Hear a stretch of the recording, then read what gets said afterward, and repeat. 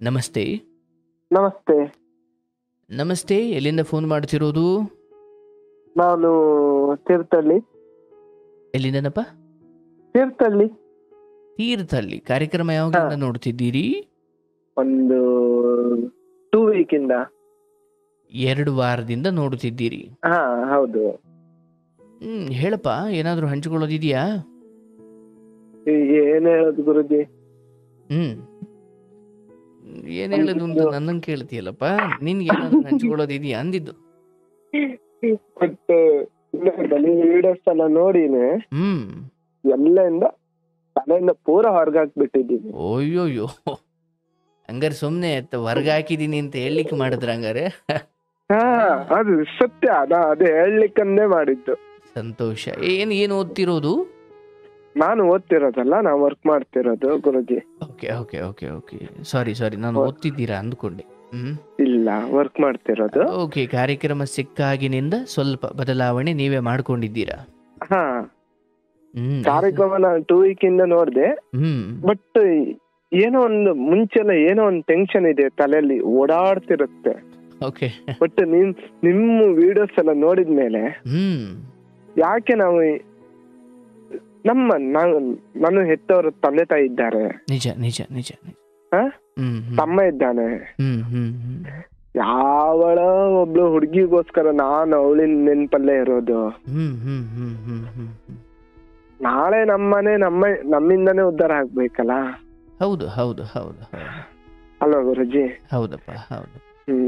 So ಹಾಗಾಗಿ ತಂದೆ ತಾಯಿಗಳ ಮಹತ್ವ ಅಥವಾ ಅವರ ಬೆಲೆ ಏನು ಅಂತ ಕೆಲವೊಮ್ಮೆ ಗೊತ್ತಾಗದೆ ಇದ್ದಾಗ ಹೊರಗಡೆ ಏನೇನೋ ಮಾಡ್ಕೊಂಡ್ಬಿಟ್ಟಿರ್ತೀವಿ.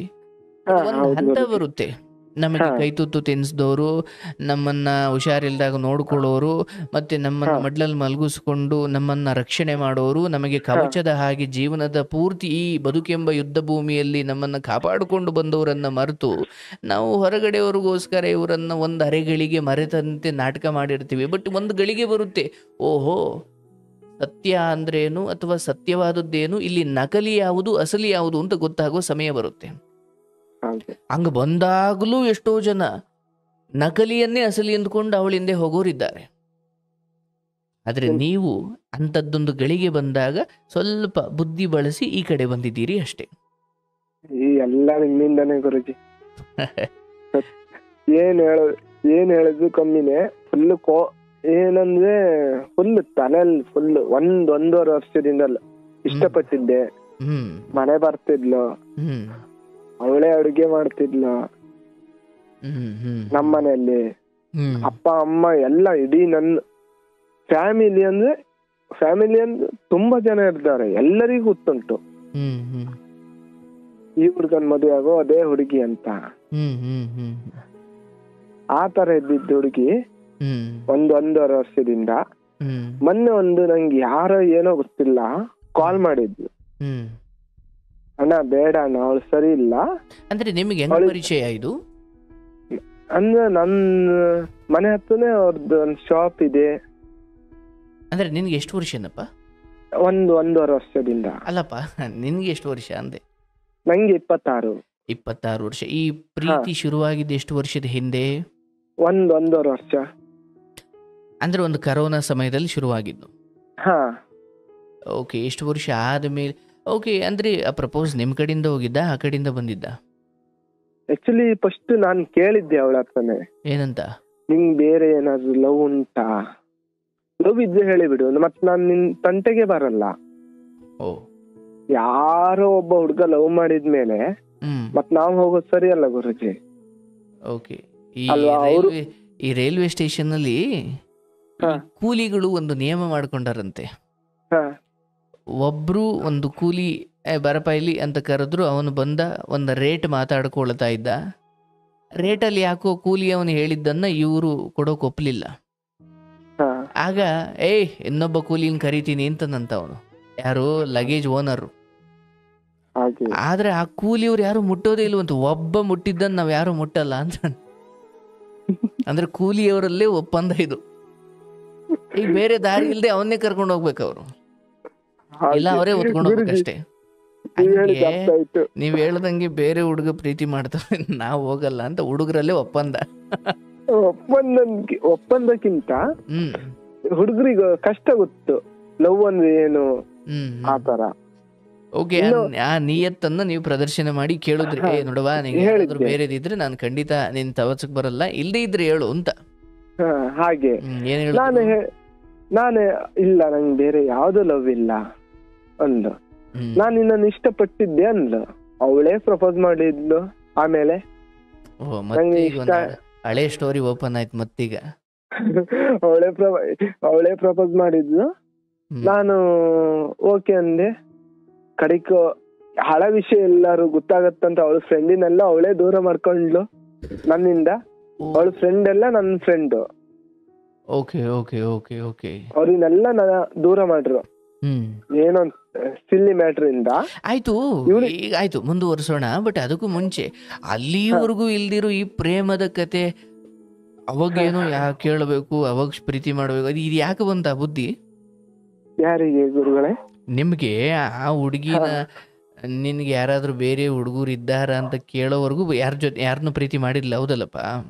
ಹೌದು ಗುರುಜಿ. ಸೊ ಅಲ್ಲಿವರೆಗೂ ಸುಮ್ನೆ ಏಕಾಂಗಿಯಾಗಿ ಬ್ರಹ್ಮಚಾರಿಯಾಗಿ ಬಂದವ್ರು ಇಲ್ಲಿ ಯಾಕೆ ಅನ್ನಿಸ್ತು? ಏನೋ ಗುರುಜಿ ನಂಗೂ ಗೊತ್ತಿಲ್ಲ. ಹಣೆ ಬರ್ ಕೆಟ್ಟಿತ್ತು ಏನ್ ಮಾಡ್ಲಿ ಅಂತ. ಆಯ್ತು, ಆ ಹುಡುಗಿ ಒಪ್ಕೊಂಡ್ರು. ಬಟ್ ಅಲ್ಲಿ ಏನೋ ಒಂದು ಬೇರೆ ಕತೆ ಇತ್ತು ಅಂತ ಅವ್ರ ಫ್ರೆಂಡ್ಸ್ನೆಲ್ಲ ದೂರ ಮಾಡ್ಕೊಂಡ್ರು. ಅಂದ್ರೆ ಇವಳ ವಿಷಯ ಗೊತ್ತಾಗುತ್ತಲ್ಲ ಆ ಫ್ರೆಂಡ್ ಇಂದ ನನಗೆ. ಓಕೆ, ಮುಂದುವರ್ಸಿ. ಹಾಗಾಗಿ ನನ್ನಿಂದ ದೂರ ಮಾಡ್ಕೊಂಡ್ಲು. ಎಲ್ಲಾ ಮಾತಾಡಿ ಲಾಸ್ಟ್ ಒಂದು ಮೆಸೇಜ್ ಬಂತು ಗುರುಜಿ ನಂಗೆ. ಅಂದ್ರೆ ಪ್ರೀತಿ ಶುರು ಆಯ್ತು ಎಷ್ಟು ತಿಂಗಳಾದ್ಮೇಲೆ ಈ ಮೆಸೇಜ್ ಬಂದಿದ್ದು? ಮೆಸೇಜ್ ಬಂದಿದ್ದು ಒಂದೂವರೆ ವರ್ಷದ ಮೇಲೆ ಮೆಸೇಜ್ ಬಂದಿತ್ತು. ಅಲ್ಲಿವರೆಗೂ ನೀವು ಪ್ರೀತಿಲಿ ಚೆನ್ನಾಗಿ ಹಾರಾಡ್ಕೊಂಡು. ನಾನ್ ಕಾಲ್ ಮಾಡಿದಾಗ ಬಿಸಿ ಬಂದಾಗ್ಲಿ ಅವಳು ಹೇಳ್ತಿದ್ಲು ನನ್ನ ಆಂಟಿ ಅಕ್ಕ ತಮ್ಮ ಅಂತಿದ್ಲು. ಆಮೇಲೆ ಆಕ್ಚುಲಿ ನಾನು ಅವನಿಗೆ ಕಾಲ್ ಮಾಡಿ ಕೇಳಿದಾಗನೇ ಗೊತ್ತಾಗಿದ್ದು. ಯಾರಿಗೆ? ಇನ್ನು ಅವಳು ಇಲ್ಲೋ ಇಷ್ಟಪಡ್ತಿದ್ದ ಹುಡುಗ ಇನ್ನೊಬ್ಬ ಇದ್ದಾನಲ್ಲ. Okay okay okay. ಅಂದ್ರೆ ನಿಮ್ ಜೊತೆ ಇನ್ನೊಂದು ಹುಡುಗ ಕೂಡ ಟ್ರಾವೆಲ್ ಮಾಡ್ತಿದ್ದ, ನಿಮಗ್ ಗೊತ್ತಿಲ್ಲ? ಏನೋ ಪ್ರತಿದಿನ ನಾನು ಅವನು ಮುಖಾಮುಖಿ ಆಗ್ತೀವಿ ಪ್ರತಿದಿನನು. ಓಕೆ, ಬಟ್ ಇಬ್ಬರಿಗೂ ಗೊತ್ತಿಲ್ಲ ಒಬ್ಬರೇ ಹುಡುಗಿ ಅಂತ. ನನ್ ಮನೆಯಿಂದ ಅಲ್ಲಿಗೆ ಒಂದ್ 50 ಕಿಲೋಮೀಟರ್ ಆಗುತ್ತೆ ಗುರುಜಿ. ಬಟ್ ಇವಳು ಇಷ್ಟಪಡ್ತಿದ್ದು ಹುಡುಗ. ಬಟ್ ಪ್ರತಿದಿನ ನಾನು ಅವನು ಮುಖಾಮುಖಿ ಆಗ್ತೀವಿ. ಮಾತಾಡ್ತಿದ್ವಿ. ಅವನಿಗೆ ನಾ ಕೆಲ್ಸದಲ್ಲಿ ಹೆಲ್ಪ್ ಮಾಡ್ತಿದ್ವಿ. ನಾವೇ ಅಂತ ನಂಗೆ ಗೊತ್ತಿಲ್ಲ. ಆಕ್ಚುಲಿ ಅವನ್ ನಂಬರ್ ಇಲ್ಲ, ಕಾಲ್ ನಂಬರ್ ಕಾಂಟ್ಯಾಕ್ಟ್ ನಂಬರ್ ಏನಿಲ್ಲ. ಬಟ್ ನಾವು ಅಲ್ಲಿ ಸಿಕ್ಕಿದಾಗ ಒಳ್ಳೆ ರೀತಿಯಲ್ಲಿ ಮಾತಾಡ್ತೀವಿ. ಸಿಕ್ಕಾಗ ಮಾತಾಡೋ ಫ್ರೆಂಡ್ ಹಾಗಿದ್ವಿ. ನಾನು ಒಂದ್ ನಂಬರ್ ಬಂತು ನಂಗೆ, ಅಣ್ಣ ಅವಳು ಸರಿ ಇಲ್ಲ ಬೇಡ ಅಣ್ಣ ನಿಂಗೆ. ಯಾರು ಫೋನ್ ಮಾಡಿದ್? ಯಾರು ಮೆಸೇಜ್ ಮಾಡಿದ್ದು? ಆ ಹುಡ್ಗ ಯಾರು ಸಿಕ್ತಿದ್ನಲ್ಲ, ಆ ಹುಡ್ಗ ಅಲ್ಲ, ಬೇರೆ. ಇದು ಅನ್ನೋನು, ಇದು ಬಂದಿರೋದೇ ಬೇರೆ. ನಾನು ಇವಳಿಗೆ ನಂಗೆ ಮೆಸೇಜ್ ಹಾಕಿದ್ವಲ್ಲ, ಅವಳಿಗೆ ನಾನ್ ಜೋರ್ ಮಾಡ್ದೆ. ಸುಮ್ನೆ ನಮ್ಮಿಬ್ರು ಮಧ್ಯೆ ಏನೆಲ್ಲ ತಂದಾಕ್ಬೇಡ, ಸುಮ್ನೆ ಇದ್ಬಿಡು, ನಾವ್ ಒಳ್ಳೆ ತಲೆ ಇತ್ತು ಅಂತ ಜೋರ್ ಮಾಡ್ದೆ. ನಿಮಿಷ ನಿಮಗೆ ಮೆಸೇಜ್ ಮಾಡಿದ್ದು ಹುಡುಗಿ? ಹುಡುಗಿ. ಓಕೆ, ಇವಳು ಬೇಡ ಅಂತ ಹೇಳಿದ್ದು ಹುಡುಗಿ? ಹುಡುಗಿನೇ. ಸೊ ನೀವ್ ಆಕೆಗೆ ಬೈದ್ರಿ? ಅಂದ್ರೆ ಇಷ್ಟಪಟ್ಟಿದ್ವಿ ಒಂದ್ ಹುಡುಗಿನ. ಗೊತ್ತಾಯ್ತು, ಅದು ಕತೆ ಬಿಡಪ್ಪ. ನೀವ್ ಆಕೆಗೆ ಸದ್ಯಕ್ಕೆ ಆಕೆಗೆ ಬೈದ್ರಿ? ಬೈದ್ವಿ. ನಾವಿಬ್ರು ಆಲೋಚನೆಂಗಿದ್ದೀವಿ, ನೀನ್ ತಂದಾಕ್ತಿದ್ದೀಯ ಅಂತ. ಹೌದು. ನೋಡಿ 10 ನಿಮಿಷ ಬಿಟ್ಟು ಒಂದ್ ಮೆಸೇಜ್ ಬಂತು, ಅಣ್ಣ ನಾನು ಆ ನಂಬರ್ ಸೆಂಡ್ ಮಾಡ್ತೀನಿ, ನೀವೇ ಅವ್ರಿಗೆ ಕಾಲ್ ಮಾಡಿ ಕೇಳಿ ಅಂತ. ಓಹೋ. ನಾನು ಆ ನಂಬರ್ ಬಂತು, ನಾನು ಅವ್ರಿಗೆ ಕಾಲ್ ಮಾಡಿ ಕೇಳಿದಾಗ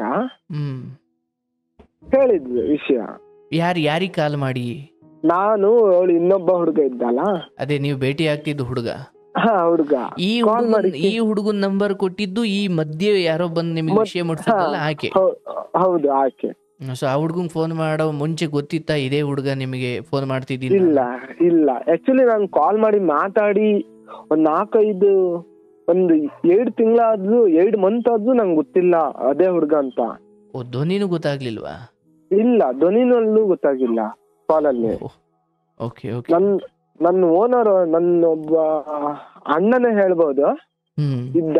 ನೀ ಮಾತಾಡಿದ ಅದೇ ಹುಡುಗನ್ ತೋರ್ಸಿದ್ಮೇಲೆ ನಂಗೆ ಗೊತ್ತಾಗಿದ್ದು ಇವ್ರ ಅಂತ. ಓಹೋ, ಓಕೆ ಓಕೆ. ಆ ತರ ಇದ್ದಿ. 5 ವರ್ಷದಿಂದ ಅವನ್ ಲವ್ ಮಾಡ್ತಿದ್ದ. ನಿಮ್ಮದು ಎಷ್ಟು ವರ್ಷದ ಪ್ರೀತಿ? ನಂದು 1.5 ವರ್ಷ ಅಷ್ಟೇ. ಓಕೆ, ನಿನಗಿಂತ 4 ವರ್ಷ ಸೀನಿಯರ್ ಆತ. ಆತ ನಿಮಗ್ ಗೊತ್ತಿಲ್ಲ? ಇಲ್ಲ. ಆಯ್ತು, ಬಟ್ ಹಂಗ್ ಗೊತ್ತಾದ ಸಮಯದಲ್ಲಿ ಏನ್ ಮಾಡಿದ್ರಿ ನೀವು? ಗೊತ್ತಾಗಿದ್ದ ಟೈಮಲ್ಲಿ ನಾನು ಏನ್ ಮಾಡ್ತಿದ್ದೆ ಏನು ಗೊತ್ತೇ ಆಗಲ್ಲ ನಂಗೆ. ನನ್ನಷ್ಟಕ್ಕೆ ನಾನು ಮನೆ ಬಂದೆ. ಖಾಲಿ 1 ವೀಕು ನನ್ನ ತಂಗಿ ಬಂದ್ಲು. ಸರಿ, ನೀನು ಇಡೀ ಫ್ಯಾಮಿಲಿ ಗೊತ್ತು. ನನ್ನ ತಂಗಿ ಬಂದು ಹೇಳಿದ್ದು ಒಂದೇ ಮಾತು, ಸರಿ ನೀನು ಈ ತರ ಆಗಿದ್ಯಾ, ನಿನ್ನನ್ನು ಇಷ್ಟು ವರ್ಷ ನಿನ್ನ ಹೆತ್ತೊತ್ತವ್ರು ಸಾಂಕಿದ್ವಿ, ಈಗ ನೀ ಹಿಂಗಿದ್ ನೋಡಿದ್ವಿ ನಿನ್ ಮನೆಯವ್ರಿಗೆ ಹೇಗ್ ಆಗ್ಬಹುದು ಅಂತ. ಅಂದ್ರೆ ಸ್ವಂತ ತಂಗಿನ? ಸ್ವಂತ ತಂಗಿಯನ್ನ ಮಾವನ್ ಮಗಳು. Okay okay. ಮಾವನ್ ಮಗಳು ಬಂದು ಒಂದೇ ಮಾತು ಹೇಳಿದ್ದು, ಇವಾಗ ನೀ ಇಷ್ಟು ಖುಷಿಯಲ್ಲಿ ಇದ್ದವನು ಹೀಗಾಗಿದ್ಯಾ, ನಿಮ್ಮ ಅಪ್ಪ ಅಮ್ಮಂಗೆ ಹೇಗ ಆಗ್ಬಹುದು ಅಂತ. ಒಂದು 6 ಆ ಮಾತ್ ನಂಗೆ ಕಿವಿ ಹೋಗೇ ಇಲ್ಲ ಆ ಟೈಮಲ್ಲಿ. ಅದಾದ್ಮೇಲೆ ಒಂದು ಸ್ವಲ್ಪ ಸಾಲು ಅಂತ ನಿಮ್ ವಿಡಿಯೋಸ್ ಎಲ್ಲ ನೋಡ್ದೆ.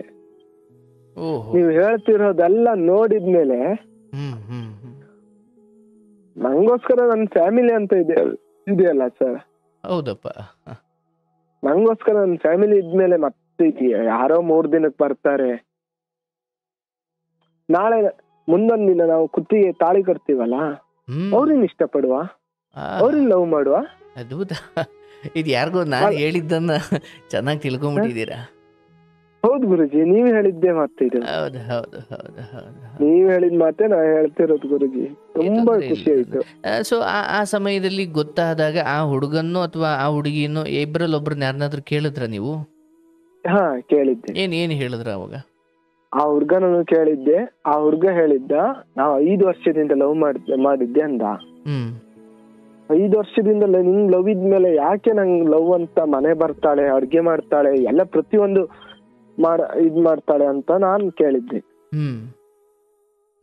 ಅವನು ಅಲ್ಲಿ ಆಳ್ತಾನೆ. ಇವಳು ನೋಡಿದ್ವಿ, ಇಲ್ಲ ಅವನು ಹೇಳಿದ್ದೆಲ್ಲ ಸುಳ್ಳು ಅಂತಾರ. ಅಂದ್ರೆ ನಿಮ್ಮನ್ನು ಪ್ರೀತಿ ಮಾಡ್ತಿದ್ದಾಳೆ ಅಂತ ಆತನಿಗೆ ನೀವ್ ಹೇಳಿದ ಮೇಲೆ ಗೊತ್ತಾಗಿದ್ದ? ಹಾ ಹೌದು. ಆತನಿಗೂ ಅಳು ಬಂತು? ಅದು ಅಳು ಬಂತು. ಅಂದ್ರೆ ಆತನು ಅತ್ನ ಅಂದೆ? ಹಾ, ಹತ್ತಿದ್ದ. ಯಾಕಂದ್ರೆ ಆತನಿಗೂ ಅದು ಹಾರ್ಟ್ ಬ್ರೇಕ್. ಆತನು ಗುರುಗಳೇ 5 ವರ್ಷದಿಂದ ನಾನು ಬಿಡಿ 1.5 ವರ್ಷ ಗುರುಗಳೇ. ಹೌದು ಹೌದು, ಅವನು 5 ವರ್ಷ, ನಾನೇ ಒಂದು ತಿಂಗಳು ನಾ ಏನ್ ಮಾಡ್ತಿದ್ದೆ ಅಂತ ಏನು ನಂಗೆ ತಿಳಿತಿಲ್ಲ. ಅವನು 5 ವರ್ಷದಿಂದ ನಾವು ಮಾಡ್ದವನು ಅವನು ಹೇಗಿರ್ಬೇಕು ಹೇಳಿ ಗುರುಗಳೇ. ಈ ವಿಷಯ ಎಲ್ಲ ತಿಳ್ಕೊಂಡ್ಮೇಲೆ ಏನ್ ಹೇಳ್ದ ಆ ಸಮಯ? ಅಂದ್ರೆ ಫೋನಲ್ಲೇ ಹೇಳಿದ್ದ ಅಥವಾ ಭೇಟಿಯಾಗಿ? ಫೋನಲ್ಲೇ ಹೇಳಿದ್ದು. ಬಟ್ ಇವಾಗ್ಲೂ ನಂಗೆ ಡೈರೆಕ್ಟ್ ಆಗಿ ಸಿಗ್ತಾನೆ, ಮಾತಾಡಲ್ಲ. ಮತ್ತೆ ಆ ಸಂಬಂಧವೂ ಹೋಯ್ತು. ಹಾ, ಸುಮ್ನೆ ನಾವು ಮಾತಾಡಿ ಅವನ್ ಮುಂದ್ ಸುಮ್ನೆ ಇದಾಗೋದು ಬೇಡಲ್ಲ. ನಿಜ ನಿಜ ನಿಜ. ಓಕೆ, ಈ ಹುಡುಗಿ ವರ್ಷನ್ ಏನು ಈ ವಿಚಾರವಾಗಿ? ಇವಾಗ ಚೇಂಜ್ ಆಗಿದ್ದ. ಅಲ್ಲ ಈಗ ಇಲ್ಲ, ಆತ 5 ವರ್ಷ ಅಂತ ಹೇಳ್ತಿದ್ದಾನಲ್ಲ, ಅದು ಸುಳ್ಳು ಅಂತ ನಿನ್ನ ಹತ್ರ ಹೇಳಿದ್ರ? ಸುಳ್ಳು ಅಂತ ಹೇಳಿದ್ದು. ಬಟ್ ನಿಮ್ಗೆ ಅನ್ಸ್ತಾ ಈ ಹುಡುಗಿ ಸುಳ್ಳು ಅಂತ ಹೇಳ್ತಿರೋದು ಸತ್ಯ ಅಂತ ಅನ್ಸ್ತಾ? ಆಕ್ಚುಲಿ ಗೊತ್ತಾಗಿದ್ದು ಈ ಹುಡುಗಿನೇ ಸುಳ್ಳು ಅಂತ ಗೊತ್ತಾಗಿದ್ದು.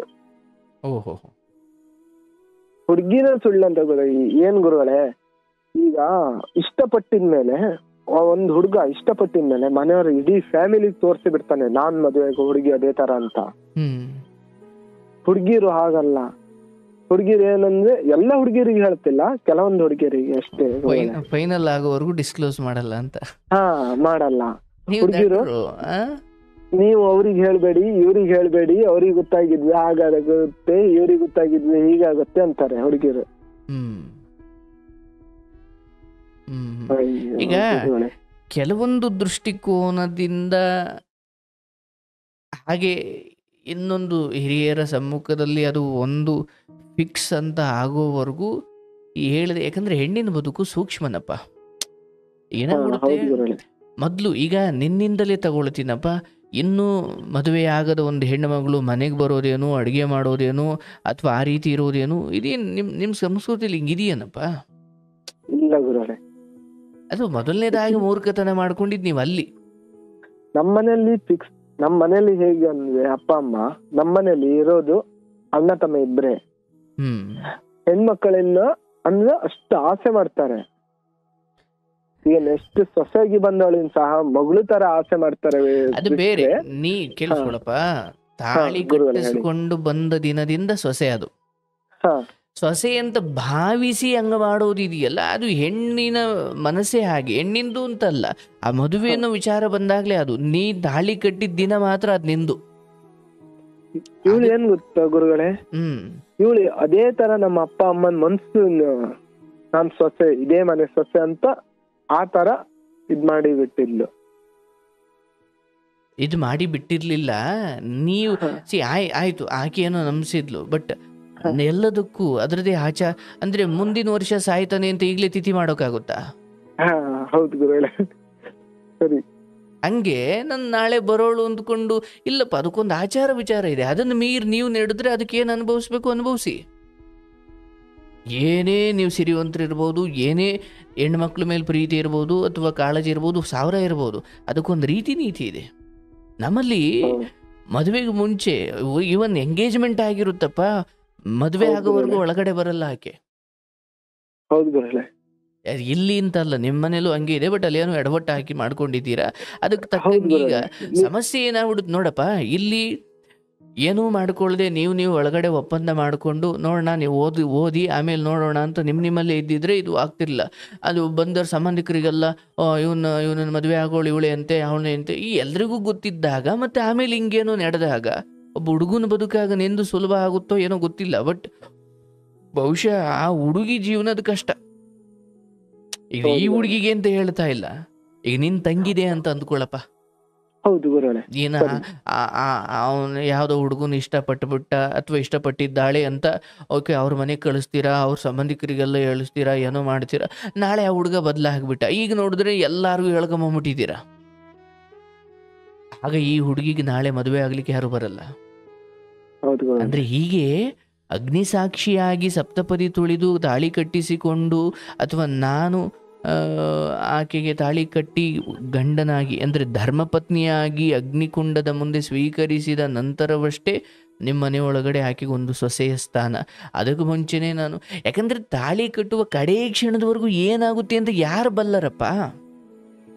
ಈಗ ನಿಮ್ಮ ಜೀವನದಲ್ಲೇ ನಡೀತಲ್ಲ, ನೀವು ಕನಸು ಕಟ್ಕೊಂಡಿದ್ರಿ, ನೀವು 1000 ಆಸೆ ಇಟ್ಕೊಂಡಿದ್ರಿ, ಅಥವಾ ನೀವು ಒಂದು ಭರವಸೆ ಇಟ್ಕೊಂಡಿದ್ರಿ, ನೀವು ನಂಬಿಕೆ ಇಟ್ಟಿದ್ರಿ, ಏನಾಯ್ತು ಮತ್ತೆ ಕಡೆಗೆ? ದುಃಖ ಸಂಬಂಧಗಳನ್ನು ಮಾಡುವುದ್ರಲ್ಲಿ ದುಃಖವಿಲ್ಲ.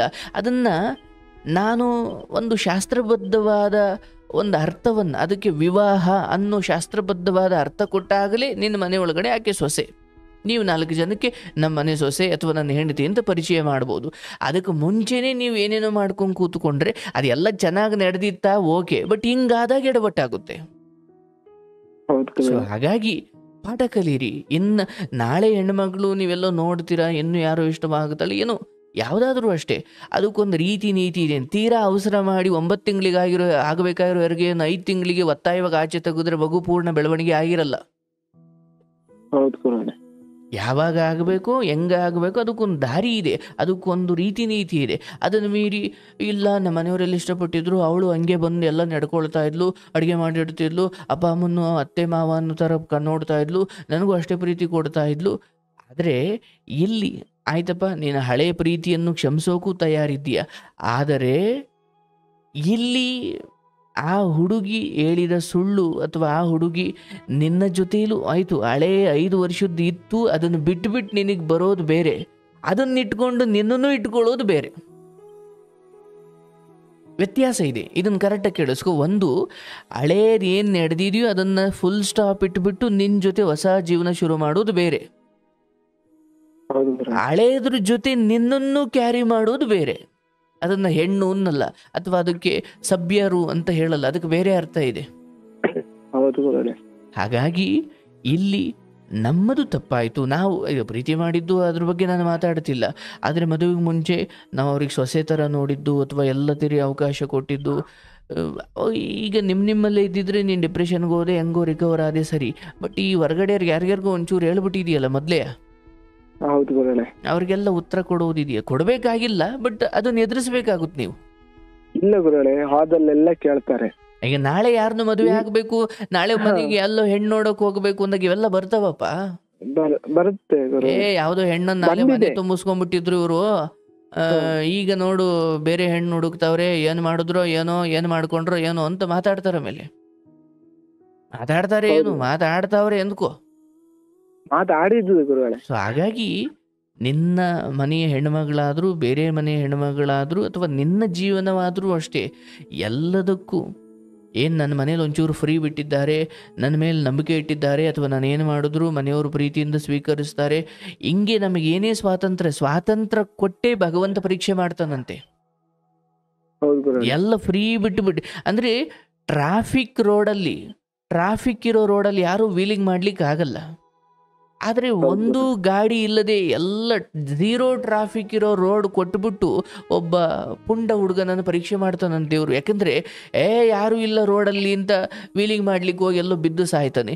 ಯಾರು ಇರಲಿ ಬಿಡಲಿ, ನಾನು ಹೋಗೋ ದಾರಿಯಲ್ಲಿ ಹೋಗೋ ರೀತಿಲೇ ಹೋಗಬೇಕು. ಹಾಗಾಗಿ ನನಗೆ ಮನೆಯವರು ಒಪ್ಪಿರಲಿ ಒಪ್ಪಿಲ್ಲದೆ ಇರಲಿ, ಅಥವಾ ಆ ಹುಡುಗಿ ಏನು ನಿನ್ನನ್ನು ಮೇಲೆ ಬಿದ್ದು ಪ್ರೀತಿಸ್ಲಿ, ಅಥವಾ ನಾರ್ಮಲ್ ಆಗಿ ಹೋಗ್ತಾ ಬರ್ತಾ ಇರಲಿ, ವಾಟ್ ಎವರ್ ಇಟ್ ಈಸ್, ಅದಕ್ಕೊಂದು ರೀತಿ ನೀತಿ ಇದೆ. ಈಗ ಆಯಿತು, ಅವ್ರ ಅಪ್ಪ ಅಮ್ಮ ಒಪ್ಪಿ ಎಲ್ಲವನ್ನು ನಾವು ಕೊಡ್ತೀವಿ, ನಾವು ಎಂಗೇಜ್ಮೆಂಟ್ ಮಾಡ್ಕೊಂಬಿಡೋಣ ಅನ್ನೋ ರೇಂಜಿಗೆ ಅವ್ರ ಅಪ್ಪ ಅಮ್ಮ ಇದ್ರನಪ್ಪ. ಅವ್ರ ಅಪ್ಪ ಅಮ್ಮನೂ ಕೂಡ ಎಂಗೇಜ್ಮೆಂಟ್ ಮಾಡ್ಕೊಂಬಿಡೋಣ, ನಮಗೂ ಒಪ್ಪಿಗೆ ಇದೆ ಅಂತ ಹೇಳಿದ್ರಾ? ಏನಂದ್ರೆ ಗುರುವರೇ, 2 ಸಲ ಅವ್ರ ಮನೆಗೆ ವಿಷಯ ಗೊತ್ತಾಗಿತ್ತು. 2 ಸಲ ಗೊತ್ತಾಗಿದ್ದನ್ನು ಆಕ್ಚುಲಿ ಅವ್ರ ಮಾವನೇ ಹೋಗಿ ಮಾತಾಡುವಾಗ ಇವಳು ಹೇಳಿದ್ಲಂತೆ, ನಂಗೆ ಆ ಹುಡ್ಗ ಇಷ್ಟ ಇಲ್ಲ, ಅಂದ್ರೆ ಆ ಹುಡ್ಗ ಅಂದ್ರೆ ನಾನು ಇಷ್ಟ ಇಲ್ಲ ಅಂತ ಹೇಳಿದ್ಲಂತೆ ಓಪನ್ ಆಗಿ. ನಿನ್ ಇಷ್ಟ ಇಲ್ಲ ಅಂತಲ್ಲ? ಇಷ್ಟ ಇಲ್ಲ ಅಂತ ಹೇಳಿದ್ಲು. 2 ಸಲ ಎಲ್ಲ ಆಗಿ 2 ದಿನಕ್ಕೆ ಕಾಲ್ ಬರುತ್ತೆ, ಮೆಸೇಜ್ ಮಾಡ್ತಾಳೆ, ಕಾಲ್ ಮಾಡಿ ಹೇಳ್ತಾಳೆ, ನಾನು ಆ ತರ ಹೇಳಲೇ ಇಲ್ಲ, ನಾ ಅಂತ ಹುಡ್ಗಿನೇ ಅಲ್ಲ, ಅವ್ರು ನನ್ ಬಗ್ಗೆ ಸುಳ್ಳು ಹೇಳ್ತಿದ್ದಾರೆ. ಆಕೆ ಹೇಳಿದ್ದಾರೆ ಅಂತ ನಿಮ್ಗೆ ಹೆಂಗ್ ಗೊತ್ತಾಯ್ತು? ಹೇಗ್ ಗೊತ್ತಾಯ್ತಂತ ಇವ್ರು ಮಾವ ಇದ್ದಾರಲ್ಲ, ಅವಳು ಆ ತರ ಹೇಳುವಾಗ ನಂಗೆ ಕಾಲ್ ಮಾಡಿ ಇಟ್ಕೊಂಡಿದ್ವಿ. ಓಹೋ, ಮತ್ ನಿಮ್ಗೆ ಬುದ್ಧಿ ಬರ್ಬೇಕು ತಾನೆ? ಆವಾಗ ಬುದ್ಧಿ ಬಂತು ಗುರುಗಳೇ, ಬುದ್ಧಿ ಬಂತು. ಏನ್ ಮಾಡ್ಲಿ ಗುರುಗಳೇ, ಮರ್ತಾಳೆ, ಇಲ್ಲ ನಂಗೆ ನೀನೇ ಬೇಕಂತ. ಮತ್ತೆ ಮುಂದುವರ್ಸಿದ್ರೆ ನೀನೇ ಬೇಕಂತ ಮರ್ಕುವಾಗ ಏನ್ ಮಾಡ್ಲಿ ಗುರುಗಳೇ? ಅದೇ ಕಣಪ್ಪ, ನಾ ಸಾಯ್ತೀನಿ ಅನ್ಲು. ಸರಿ, ನಿಂಗ ಆವಾಗ ನಾನ್ ಬೇಡ ಹಾಗೆ ಹೀಗೆ ಅಂತಿದ್ದಾಳೆ, ಹೇಗ್ ಸಾಯ್ತೆ? ಸತ್ತೋಗ ಅಂದೆ ನಾನು ಆ ಟೈಮಲ್ಲಿ. ಇಲ್ಲ ನಂಗೆ ನೀನೇ ಬೇಕು ಹಾಗೆ ಹೀಗೆ ಅನ್ಲು. 2 ಸಲ ಗಲಾಟೆ ಆದಲ್ಲು. ಆಮೇಲೆ ಪುನಃ ಇದೇ ವಿಷಯ. ಆಕ್ಚುಲಿ ಅವಳಿ ಲವ್ ಇತ್ತನ್ನು ಗೊತ್ತಾಗಿದ್ದು ಒಂದು 2 ಮಂತ್ ಇಂದ. ಅದಾದ್ಮೇಲೆ ಇವತ್ತಿನವರೆಗೆ ನಾನು ಕಾಲ್ ಮಾಡಿಲ್ಲ, ಮೆಸೇಜ್ ಮಾಡಿಲ್ಲ, ಏನು ಮಾಡಿಲ್ಲ. ಬಟ್ ಅವಳಿಂದ ಮೆಸೇಜ್ ಬರುತ್ತೆ, ಕಾಲ್ ಬರುತ್ತೆ, ಎಲ್ಲ ಬರುತ್ತೆ, ಕಾಲ್ ಸಿಕ್ಕೇ ಮಾಡಿಲ್ಲ. ಈಗ ನಾನು ಇದನ್ನು ಹೇಳ್ತಿದ್ದೀನಿ, ಕೇಳಿಸ್ಕೊ. ಈ ವಿಚಾರದಲ್ಲಿ ಇವೆಲ್ಲ ಟಾಕ್ಸಿಕ್ ರಿಲೇಶನ್ಶಿಪ್ ಅಪ್ಪ, ತುಂಬಾ ಜೀವನದಲ್ಲಿ ನೆಮ್ಮದಿ ಹಾಳು ಮಾಡಿಬಿಡ್ತವೆ. ಇಲ್ಲಿ ಯಾವುದೇ ಕಾರಣಕ್ಕೂ ಕೂಡ ಇಷ್ಟೊಂದು ಗೊಂದಲಮಯವಾದ ಸಂಬಂಧವನ್ನ ಹೆಗಲಿಗೆ ಹಾಕೊಂಡು ಬದುಕು ಭಾರ ಮಾಡ್ಕೊಳ್ಬೇಡ. ಯಾವುದಕ್ಕೂ ಕ್ಲಾರಿಟಿ ಇಲ್ಲದ ಸಂಬಂಧಗಳನ್ನು ಗೊತ್ತಿದ್ದು ಮೈ ಮೇಲೆ ಹೇಳ್ಕೊಳ್ಳೋದು ಮೂರ್ಖತನಪ್ಪ. ಒಂದು ಕ್ಲಾರಿಟಿ ತಗೊಂಡ್ರೆ ಇನ್ನೊಂದು ಆಲೆ ಗೊಂದಲ ಸೃಷ್ಟಿ ಮಾಡೋ ಮಾತುಗಳು ಆಡ್ತಾರೆ. ಹಾಗಾಗಿ ಫೈನ್, ಜನಕ್ಕೆ ಗೊತ್ತಾಗಿದೆಯಾ, ಆಯಿತು, ಅವ್ರ ದೂಷಣೆ ಮಾಡಲಿ, ಏನಾದರೂ ಆಗಲಿ. ಆದರೆ ಇಂಥ ವಿಚಾರಗಳಲ್ಲಿ ಮತ್ತೆ ನಾನು, ಯಾಕಂದರೆ ನೋಡಪ್ಪ, ಅವತ್ತು ಆ ಹುಡುಗನ ಜೊತೆ ಅಲ್ಲೆಲ್ಲೋ ಸಿಕ್ಕಿದಾಗ ಚೆನ್ನಾಗಿ ಮಾತಾಡ್ತಿದ್ದ ನೀನು, ಇದೆಲ್ಲ ಆದಮೇಲೆ ಆ ಹುಡುಗ ಅಲ್ಲಿ ನಿಂತಿದ್ರು ಹೋಗಿ ಮಾತಾಡಿಸ್ಲಿಕ್ಕೆ ಮುಖ ಇರಲಿಲ್ಲ. ಅದೇ ಥರ ಈ ಸಂಬಂಧಗಳು ಅಷ್ಟೇ. ಈಗ ಒಂದ್ಸಲಿ ಹಲ್ಸ್ ಹೋಗ್ಬಿಟ್ರೆ ಏನೇ ಬಿಸಿ ಮಾಡ್ಕೊಂಡು ತಿಂದ್ರು ಅದು ರುಚಿ ಬರಲ್ಲ. ಹಾಗಾಗಿ ಹಳಸೋಗಿರೋ ಸಂಬಂಧಗಳಿಗೆ ಅಥವಾ ಮುಗಿದು ಹೋಗಿರೋ ಅಧ್ಯಾಯಗಳಿಗೆ ಜೀವ ಕೊಡೋ ಪ್ರಯತ್ನ ಮಾಡಬಾರ್ದು. ನಿನ್ನ ತಂದೆ ತಾಯಿ ನೋಡಿಕೊಂಡು ಆಯಿತು. ಇದೆಲ್ಲ ಇವಾಗ ಅನಿಸುತ್ತೆ, ಅಯ್ಯೋ ಜನ ಎಲ್ಲ ಏನೇನು ಅಂತಾರೆ, ಒಂದು 2 ವರ್ಷ ಆದಮೇಲೆ ಎಲ್ಲ ಅವರವರೆಲ್ಲ ಮರ್ತು ಹೋಗ್ತಾರಪ್ಪ. ಯಾರ ಜೀವನನೂ ಯಾರು ತುಂಬ ನೆನ್ಪಿಟ್ಕೊಂಡು ಕೂತ್ಕೊಳ್ಳಲ್ಲ. ಹಂಗಂತ ಅವ್ರು ನೆನ್ಪಿಟ್ಕೊಂಡವ್ರೆ ಅಂತ ನಾನು ಅದನ್ನೇನು ಭಯ ಪಟ್ಕೊಂಡು ಒಳಗಡೆ ಕೂತ್ಕೊಳ್ಳೋಕ್ಕೂ ಆಗಲ್ಲ. ನಮ್ಮದು ಒಂದು ಜೀವನ ಅಂತ ಇರುತ್ತೆ, ಹೋಗ್ತಾ ಇರಬೇಕು, ಏನಾಗಲಿ ಮುಂದೆ ಸಾಗುನಿ ಅನ್ನೋ ಥರ. ನಾನು ಯಾರಿಗೂ ಚೀಟ್ ಮಾಡಿಲ್ಲ ಅನ್ನೋ ತೃಪ್ತಿ ನಿನಗಿರಲಿ. ನಾನು ಅವಳನ್ನು ಪ್ರೀತಿ ಮಾಡಿಕೊಂಡು ಈ ಕಡೆ ಇನ್ನೊಂದು ಹುಡುಗಿನೂ ಮೇಂಟೈನ್ ಮಾಡಿಕೊಂಡು ಹೋಗೋ ನೀಚತನವನ್ನು ನಾನು ತೋರಿಸಿಲ್ಲ. ಅದ್ರ ಬದಲು ಅವಳೇ ನಮ್ಮನ್ನು ನಂಬಿಸಿ, ಅವಳು ಮನೆಯ ಸೊಸೆಯಂತೆ ಅಪ್ಪ ಅಮ್ಮನಿಗೆಲ್ಲ ನಂಬಿಸಿ, ನನ್ನ ಜೊತೆ ನನ್ನ ಫ್ರೆಂಡ್ ಜೊತೆನೂ ಲವ್ ಮಾಡಿಕೊಂಡು ನನ್ನನ್ನು ನೀನು ಬೇಕು ಅಂತ ಈ ಕಡೆ ಅನ್ನೋದು, ಇನ್ನೊಂದು ಕಡೆ ಆ ಹುಡುಗನಿಗೆ, ನನ್ನ ಫ್ರೆಂಡ್ಗೆ ಅಥವಾ ಆ ಹುಡುಗನಿಗೆ ಮೆಸೇಜ್ ಮಾಡಿಕೊಂಡು ಅವನನ್ನು ಮೇಂಟೈನ್ ಮಾಡೋದು. ಅಂದರೆ ಯಾವಾಗ ಈ ಮಟ್ಟಿನ ದೊಡ್ಡ ಪೆಟ್ಟು ಕೊಡ್ತಾರೆ. ಈಗ ನಿನ್ನ ಹತ್ರ ದುಡ್ಡು ಕದ್ದುಬಿಟ್ಟಿದ್ರೆ, ನಿನ್ನ ಹತ್ರ ಎಲ್ಲೋ ಈ ಜಾಗದಲ್ಲಿ ಇರೋ ಬದಲು ಆ ಜಾಗದಲ್ಲಿ ಇದ್ದೀನಿ ಅಂತ ಒಂದು ಸುಳ್ಳು ಹೇಳಿದರೆ, ಇಂಥದ್ದೇನೋ ಆಗಿದ್ರೆ ಓಕೆ. ಬಟ್ ಹುಡುಗರ ವಿಚಾರದಲ್ಲೇ ಸುಳ್ಳು ಅಂದಾಗ ಅದು ಮೂಲ ವಿಚಾರವೇ ಕೆಟ್ಟು ಹೋಯ್ತಲ್ಲಿ. ಬೇರೆ ಯಾವುದೋ ಸುಳ್ಳು ಆಗಿದ್ರೆ ಕ್ಷಮಿಸ್ಬೋದಿತ್ತಪ್ಪ. ಬಟ್ ಯಾವಾಗ ಈ ಕಡೆ ಅಂದರೆ ಈ ಎರಡೆರಡು ಮೇಂಟೈನ್ ಮಾಡೋ ಕಲೆ ಇದೆಯಲ್ಲ, ಇದು ಈ ಕಲೆ ಇರೋರನ್ನು ನಾವು ದೂರ ಇಡಬೇಕು. ಸೊ ಇಲ್ಲಿ ನಿನಗೀಗ ಒಂದು ಜ್ಞಾನೋದಯ ಆಗಿದೆಯಪ್ಪ. ಈಗ ನಿನಗೊಂದು ಅರಿವು ಬಂದಿದೆ. ಯಾವ ಹೆಣ್ಮಗಳಾದರೂ ಅಷ್ಟೇ, ನೀನು ತಾಳಿ ಕಟ್ಟಿ ಮನೆ ಒಳಗಡೆ ಕರ್ಕೊಳ್ಳೋವರೆಗೂ ಆ ಮಟ್ಟಿಗೆ ಎಲ್ಲ ಕಡೆ ಎಳ್ಕೊಂಡು ತಿರ್ಗೋದು ಅಥವಾ ಎಲ್ಲ ಕಡೆ ಓಡಾಡ್ಬಿಡೋದು, ಎಲ್ಲ ಕಡೆ ಅದು ಜೀವನದಲ್ಲಿ ಜೀವನ ಪೂರ್ತಿ ಗಂಡ ಹೆಂಡತಿ ನಡುವೆ ಅವನ ಕಂಡ್ರೆ ಇವಳಿಗೊಂದು ಮೋಹ ಇರಬೇಕು, ಇವಳು ಕಂಡ್ರೆ ಅವನಿಗೊಂದು ಮೋಹ ಇರಬೇಕು. ಈ ಮೋಹ ಕಾಮ ಪ್ರೇಮ ಜೀವನ ಪೂರ್ತಿ ಇರಬೇಕು. ಅದನ್ನು ಇವತ್ತಿನ ಹುಡುಗರು ಮದುವೆಗೆ ಮುಂಚೆನೇ ಮುಗಿಸ್ಕೊಂಡು ಮದುವೆ ಆದಮೇಲೆ ಜಿಗುಪ್ಸೆ ಆಗ್ಬಿಡ್ತಿದೆ ಅವ್ರ ಜೀವನ. ಗುರುಗಳೇ, ನಾನು ಹೇಗಂದ್ರೆ ಗುರುಗಳೇ, ಅವಳು ಮೆಹಂದಿ ಎಲ್ಲ ಹಾಕಕ್ ಹೋಗ್ತಾಳೆ ನೈಟ್. ಇವತ್ತಿನವರಿಗೂ ಒಂದು ಹೊರಗಡೆಯಲ್ಲಿ ಕರ್ಕೊಂಡು ಹೋದನಲ್ಲ, ಅವಳಿಗೆ ಏನ್ ಬೇಕು ಅಲ್ಲಿಗೆ ಅವಳು ಶಾಪಿಗೆ ನಾ ತರಿಸಿ ಕೊಡ್ತಿದ್ದೀನಿ, ಏನು ಮಾಡಿಲ್ಲ. ಅವಳು ಮೆಹಂದಿ ಹಾಕಕ್ ಹೋಗ್ತಾಳೆ, ನೈಟ್ ಲೇಟ್ ಆಗುತ್ತೆ, 1 ಗಂಟೆ ಆಗುತ್ತೆ. ನನ್ನ ಹುಡುಗಿ ಅಂತ ಒಂದ್ ಭಾವನೆಯಲ್ಲಿ ಬೇಡ ನಾನೇ ಬರ್ತೀನಿ, ಪಿಕ್ ಮಾಡಿ ಸೀದಾ ಮನೆಗ್ ಬಿಡ್ತೀನಿ, ನನ್ ಮನೆಗ್ ನಾನ್ ಬರ್ತೀನಿ ಗುರುಗಳೇ. ಆ ತರ ಇದ್ದೀನಿ. ಆಯ್ತಪ್ಪ, ಇವತ್ತಿನ ನೀವು ಕೂಡ ಇದೆಲ್ಲ ನೀವೇನ್ ತ್ರಿಕಾಲ ಜ್ಞಾನಿ ಅಲ್ಲ. ಹಿಂದೇನಾಗ್ತಿತ್ತು ಮುಂದೇನಾಗ್ತಿದೆ ಇದೆಲ್ಲ ನಿಮಗೇನು ಕಾಣ್ತಿತ್ತು ಅದ್ರ ಮೇಲೆ ನೀವು ನಡ್ಕೊಂಡ್ರಿ ಪಾಪ, ಅಲ್ವಾ? ಬಟ್ ಹಿಂಗ್ ನಡೀತಾ ಇದೆ ಅಥವಾ ಮುಂದಿಂಗ್ ಆಗ್ಬೋದು ಅನ್ನೋದ್ರ ಬಗ್ಗೆ ಅಥವಾ ಅಂದ್ರೆ ಭೂತ ವರ್ತಮಾನ ಭವಿಷ್ಯ ಈ 3 ಕಾಲದ ಬಗ್ಗೆ ಅರಿವಿರೋನನ್ನ ತ್ರಿಕಾಲ ಜ್ಞಾನಿ ಅಂತೀವಿ. ಆದ್ರೆ ಮನುಷ್ಯರು ವಾಸ್ತವದ ಜ್ಞಾನಿಗಳು. ಅವ್ರಿಗೆ ಮುಂದುದು ಗೊತ್ತಿಲ್ಲ, ಹಿಂದ್ಲುದು ಕೆಲವೊಮ್ಮೆ ಗೊತ್ತಿರಲ್ಲ, ಅಥವಾ ಕೆಲವೊಮ್ಮೆ ಹಿಂದೆ ಭೂತಕಾಲದಲ್ಲಿ ಸಾವಿರಾರು ವರ್ಷಗಳ ಹಿಂದೆ ಏನು ನಡೆದಿತ್ತು ಅವ್ರಿಗೆ ಗೊತ್ತಾಗಲ್ಲ. ನೆನ್ನೆ ಅಥವಾ 5 ನಿಮಿಷದ ನಡೆದಿದ್ನೇ ಅವ್ರು ನೆನ್ಪಿಟ್ಕೊಳ್ಳುವಷ್ಟು ಅಲ್ಪಜ್ಞಾನಿಗಳು ಮನುಷ್ಯರು. ಸೊ ಇಲ್ಲಿ ನಿಮ್ಮ ಕಣ್ಣು ಮುಂದೆ ಅವಳು ಹೇಗೆ ನಡ್ಕೊಳ್ತಿದ್ಲು, ಭರವಸೆ ಹುಟ್ಟಿಸಿದ್ಲು, ಅದಕ್ಕೆ ತಕ್ಕಂಗೆ ನೀವು ನಡ್ಕೊಂಡ್ರಿ ಅಷ್ಟೇ. ಬಟ್ ಅದ್ರನ್ನು ಮೀರಿ ಕೆಲವು ತಪ್ಪುಗಳು ನಿಮ್ಮಿಂದ ಎಲ್ಲ ಆಯಿತು. ಇನ್ನೊಬ್ಬರು ಮನೆ ಹೆಣ್ಮಗಳನ್ನ ನೀವು ಅವ್ರಿಗೆ ಗೊತ್ತಿಲ್ಲದೆ ಅಥವಾ ಪೂರ್ಣ ಒಪ್ಪಿಗೆ ಇಲ್ಲದೆ ನೀವು ಆ ಥರ ಸ್ವೀಕರಿಸೋದು ಅದು ತಪ್ಪಾಗ್ಬಿಡುತ್ತೆ. ಆಯ್ತಾ? ನಾಳೆ ನಿನ್ನ ಮನೆ ಹೆಣ್ಮಗಳಾದ್ರು ಅಥವಾ ನಾಳೆ ನಿನ್ನ ಮಗಳು ವಿಚಾರವಾಗಾದ್ರೂ ಅದು ನಿನ್ನ ಅನುಭವ ಬಂದಾಗ್ಲೇ ಗೊತ್ತಾಗೋದು ನಿನಗೂ. ಈಗ ಬೇರೆಯವ್ರ ಮನೆ ಹೆಣ್ಮಗಳು ನೀವು ಮಟ್ಟಿಗೆ ಒಳಗಡೆ ಕರ್ಕೊಂಡು ಅಡುಗೆ ಮನೆಗೆ ಬಿಟ್ಟು ಇದನ್ನೆಲ್ಲ ಮಾಡಿಸೋದಾದ್ರೆ ಮತ್ತೆ ಅವರ ಅಪ್ಪ ಅಮ್ಮ ಕತೆ ಕಾಯೋಕೆ ಇರೋದು, ಹೌದಲ್ಲಪ್ಪ? ಹೌದು ಗುರುಗಳೇ, ನೀವ್ ಹೇಳಿದ್ದು ಸರಿನೇ. ಈಗ ನಾಳೆ ಮುಂದೊಂದಿನ ನಂಗೆ ಒಬ್ಬಳು ತಂಗಿ ಇದ್ದು, ಅವಳು ಜಾಗ ಸರಿನೇ. ಸಾಕಿ ಸಲಹಿ ನಿಮ್ ತಂಗಿಯನ್ನ ಯಾರೋ ಈ ರೀತಿ ಒಬ್ಬ ಹುಡುಗ ಲವ್ ಮಾಡ್ದ, ನಿಮ್ ತಂಗಿನೂ ಇಷ್ಟಪಟ್ಟುಬಿಟ್ಲು, ಅವನು ಅವಳ ಮನೆಗೆ ಕರ್ಕೊಂಡು ಹೋದ, ಅವ್ರು ಬ್ರೈನ್ ವಾಶ್ ಮಾಡಿದ್ರು, ನಿಮ್ಮಿಂದ ಆ ತಂಗಿಯನ್ನ ಬಲವಂತವಾಗಿ ದೂರ ಮಾಡಿದ್ರು. ಅಂದ್ರೆ ಆ ತಂಗಿ ಆ ಮನೆ ಅಡುಗೆ ಮನೆಗೆ ಹೋಗುವಷ್ಟು ಹೋದ್ಲು ಅಂದ್ರೆ ನಿಮ್ಮಿಂದ ಒಂಟ್ಲು ಕೈ ಬಿಟ್ಲು ಅಂತಲೇ ಅರ್ಥ. ನಿಮ್ಮನೆ ಹೆಣ್ಮಗ್ಳಂಗೆ ಮಾಡಿದಾಗ ನಿಮಗೇನು ನೋವಾಗುತ್ತೋ, ಹೀಗೆ ಮಾಡಿರೋದು ಚೀಟಿಂಗೆ ನಾನು ಒಪ್ಕೊಳ್ತೀನಿ. ಬಟ್ ಅದಕ್ಕೂ ಮೀರಿ ಇನ್ನೂ ಎತ್ತರದ ಸ್ಥಿತಿಯಲ್ಲಿ ನೀವು ಒಬ್ಬರು ಅಣ್ಣನಾಗೋ ನಿನಗೊಬ್ಳು ತಂಗಿದ್ದಾಳೆ ಅಂತ ಅವ್ರ ಅಪ್ಪ ಅಮ್ಮನ ಜಾಗದಲ್ಲಿ ನಿಂತು ಯೋಚನೆ ಮಾಡಿದಾಗ ಮಾತಾಡ್ತೀನಿ. ಯಾಕಂದ್ರೆ ಮನುಷ್ಯತ್ವ ಇರಬೇಕಪ್ಪ ಗುರುಗಳೇ. ಎಂತ ಗೊತ್ತ ಗುರುಗಳೇ, ಇವಾಗ್ಲೂ ಅವಳು ಬಿಡಲ್ಲ. ಆಕ್ಚುಲಿ ನಾನು ಯಾವ್ದು ಗುರುಗಳೇ, ನಂದು ಒಂದೂವರೆ ವರ್ಷ ಗುರುಗಳೇ ಮನೆ ಬರ್ತಿದ್ಲು. ಆಕ್ಚುಲಿ ನಾನು ಇವಾಗ ಹೋಗಿದ್ದೆ, ಅವಳು ಬರ್ತಾಳೆ. 5 ವರ್ಷದಿಂದ ಅವನ್ ನಂಬಿಸಿ 5 ವರ್ಷ ಆಯ್ತು ಗುರುಗಳೇ. ಅವ್ನ್ ನೋಡ್ತಾನೆ, ಫೋಟೋ ಎಲ್ಲ ತೋರಿಸ್ತಾನೆ ನಂಗೆ. ಚಿಕ್ಕ ಒಂದು ಟೀನೇಜ್ ಹುಡುಗಿ, ಒಂದ್ ಕಾಲೇಜ್ ಹೋಗುವ ಅಂತ ಫೋಟೋ ಎಲ್ಲ ತೋರ್ಸ್ಕೊಂಡು ನನ್ಗೆ ಅಳ್ತಾನೆ. ಅವತ್ತಿಂದ ಇವತ್ತಿನವರೆಗೆ ನಾವು ಅವಳಿಗೆ ಕಾಯ್ತಿದ್ದೆ. ಪ್ರತಿ ದಿನ ಕಾಲ್ ಮಾಡ್ತಾಳೆ, ಮೆಸೇಜ್ ಮಾಡ್ತಾಳೆ. ಸಾಧ್ಯ ಹೋದ್ರೆ ನೀನೇ ಹೇಳ್ಬಿಡಪ್ಪ, ನೀನು ಹೇಳಿದ್ದೆ ಗುರುಗಳೇ, ಆ ಹುಡುಗನನ್ನೇ ಬೇಕಾದ್ರೆ ಹಿಂದೆ ಹೋಗು, ಅಥವಾ ಆತನ ಪ್ರೀತಿ ಮಾಡು, ಅಥವಾ ಆತನಿಗೆ ಖುಷಿ ಕೊಡು, ಆತನ ಮದುವೆ ಆಗು. ನನ್ನ ಜೀವನದಲ್ಲಿ ಇದು ಮುಗಿದ ಅಧ್ಯಾಯ ಅಂತ. ಇಲ್ಲಿಂದ ಈಚೆಗೆ ಆ ಕಡೆಯಿಂದ 1000 ಬರ್ಬೋದಪ್ಪ, ಬಟ್ ಧರ್ಮ ತಿಳ್ಕೊಂಡು ಜ್ಞಾನ ಪಡ್ಕೊಂಡಿರೋ ನೀನು ಮತ್ತೆ ಯಾಮಾರಬೇಡ, ಮತ್ತೆ ಭಾವನಾತ್ಮಕ ಎಮೋಷನಲ್ ಡೈಲಾಗ್ಗಳಿಗೆಲ್ಲ ಬೀಳ್ಬೇಡ.